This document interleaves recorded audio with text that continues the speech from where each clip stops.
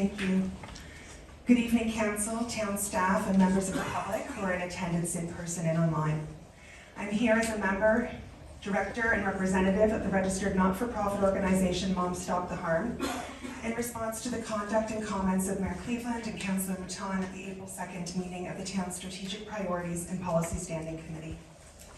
To refresh everyone's memory, or to illuminate those who may not know what occurred, it was during this meeting that Mayor Cleveland brought a motion to amend an amendment reading that at no point in this term of council will staff and or council agree to grants to Moms Stop the Harm or Greenwood Coalition. No one from Moms Stop the Harm was in attendance at this meeting since, as Councillor Darling raised and Deputy Mayor Beattie confirmed, Moms Stop the Harm had not made any request for town grants or funding of any kind. This made Mayor Cleveland's amendment all the more confusing. However, it was the comments of Councillor Mouton that led me to register to make a delegation. In her comments, Councillor Mouton made implications that the ideology and activities of Moms Stop the Harm hurt people, including families and friends. In light of these comments, I felt it was vital for me to come before council to introduce Moms Stop the Harm to those unfamiliar with the organization, and to refresh the memories of others regarding the organization's origins and the contributions we make to communities across Canada, including Cobourg. Next slide, please.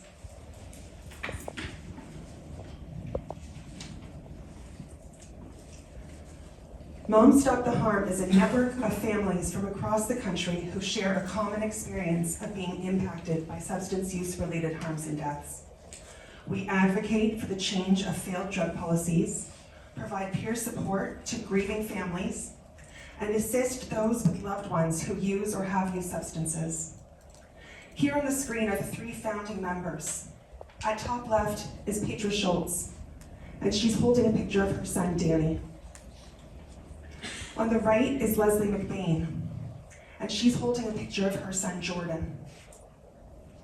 And below is Lorna Thomas, and she's holding a picture of her son, Alex. Danny, Jordan, and Alex all struggled with their mental health and substance use, and each of them died a substance use-related death. Petra, Leslie, and Lorna came together in their grief and made a commitment to turn it into action to stop the deaths and harms caused by the failed war on drugs, which has led directly to the current toxic drug crisis that we find ourselves in. The first Moms Stop the Harm meeting was held in October 2016 with 15 members. We are now more than 4,000 families and members nationwide. Next slide, please. So with so many members, what exactly does Moms Stop the Harm do? In the most simple terms, our work is best characterized by our three pillars of educate, advocate, and support. Next slide, please. Our education and advocacy work is diverse and expansive. There is not enough time this evening to list all of the events, materials, and work that we've produced and contributed in our 7+ years, but I think it's important for me to share some of the highlights of what it is we call for, our ideology, if you will.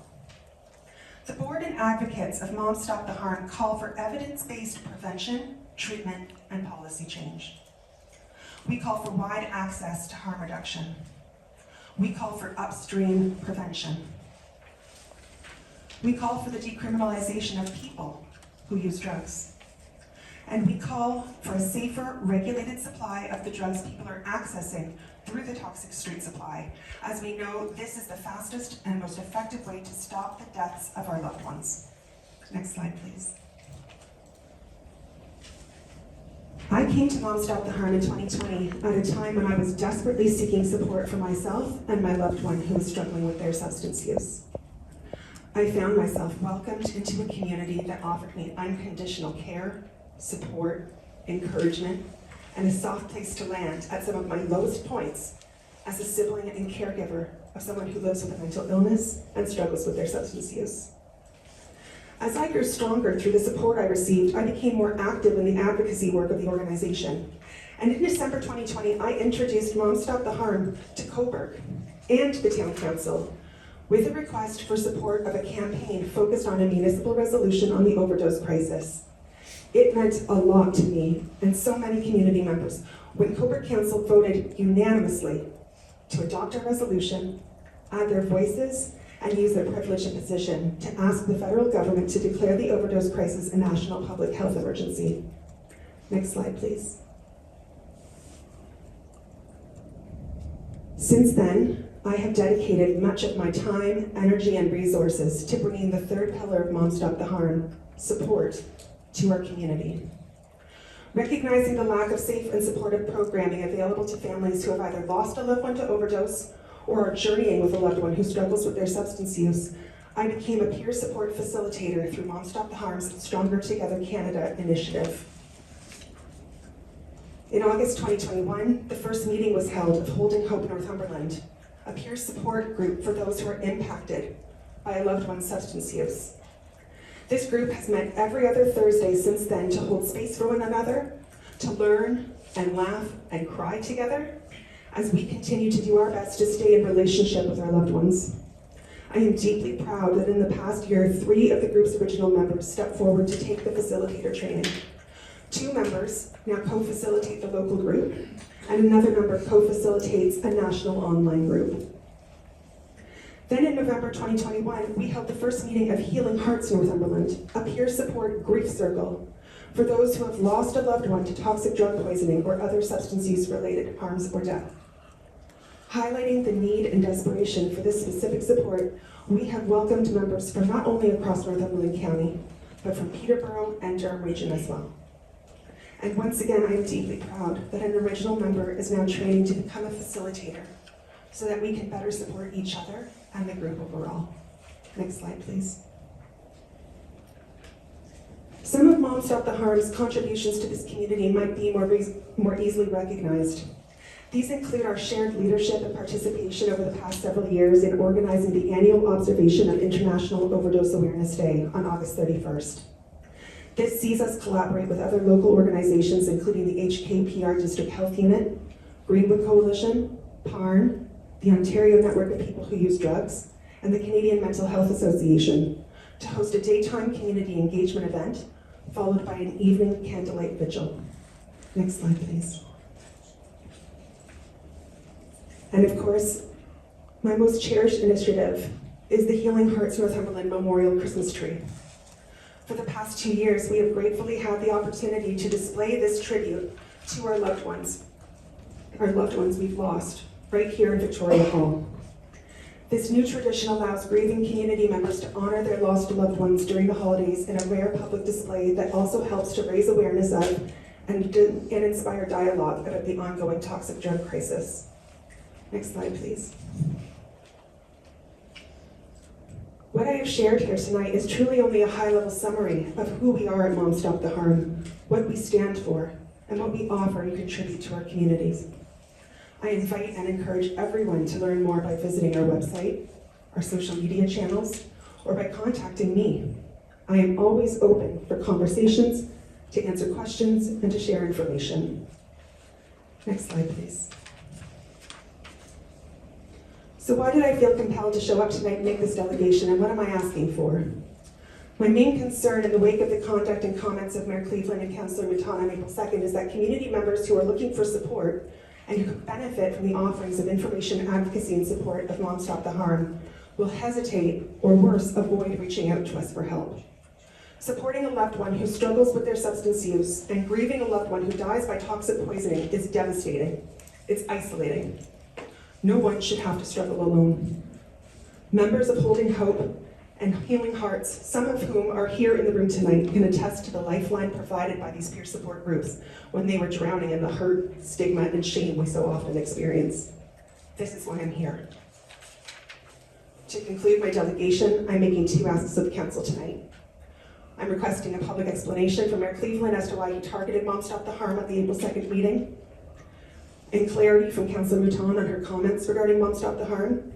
And I'm seeking a public apology to Mom Stop the Harm, its members and volunteer board of directors, from Mayor Cleveland, Councillor Miriam Mouton, and Councillor Brian Darling, who each voted in favor of the motion, which thankfully was defeated. With all of this said, I'd be happy to answer any questions or provide additional information at Council's request. Thank you. I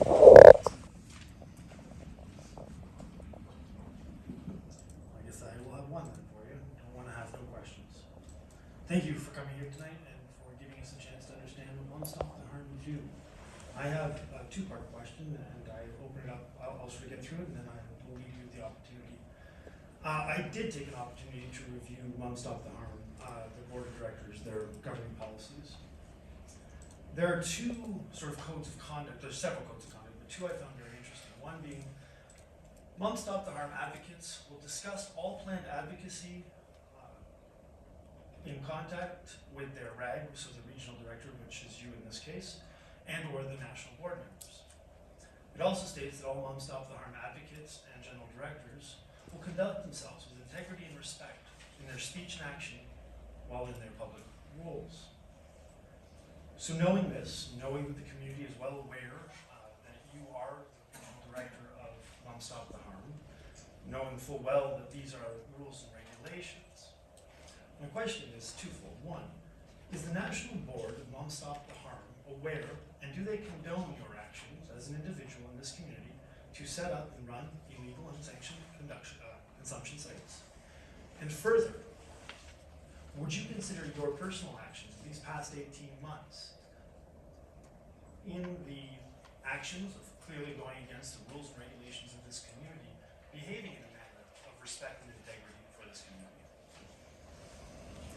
Yeah, thank you for the question. My fellow board members are aware that I am part of a group of community members here who are dedicated to doing grassroots work to save lives and show care to the community members here who use drugs. And I absolutely stand by my actions of showing care, of taking care of the most marginalized members of this community, and by providing unconditional support to those members. Thank you for your answer. If there's no further questions, appreciate the opportunity to present today. May I ask one more question? I have no problem with it. I'm just wondering when I can expect a response to the two requests I've made of council tonight in my delegation. As per the delegation, that would be up to this council to decide, and this council is not choosing to make that decision. Thanks very much for your time.